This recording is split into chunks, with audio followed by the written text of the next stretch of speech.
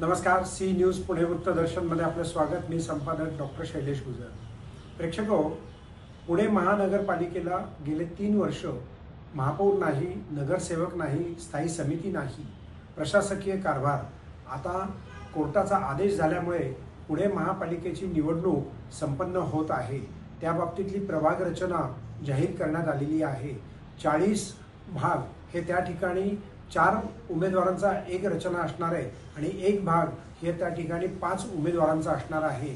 अशा ठिकाणी जर काही नागरिकांच्या हरकती सूचना असतील तर त्या पुणे महानगरपालिका स्वागत कक्ष येथे नागरिकांनी आणून द्याव्यात असंही आवाहन करण्यात आलं आहे.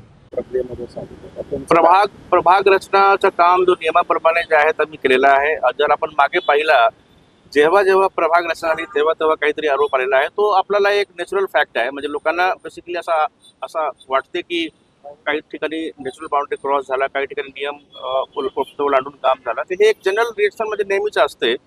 पण त्यासाठी आम्ही लोकांना निवेदन केलं आहे की आपण आपले जे काही आक्षेप आहे नोंदवा आणि या अनुषंगाने पुढची कारवाई करण्यात येईल. पुढचं इलेक्शनच पूर्ण स्पॉइल करण्यासाठी नाही, अजिबात नाही. कसं आहे की हे लोकशाही प्रक्रियामध्ये प्रत्येकांचे मत वेगवेगळे असते.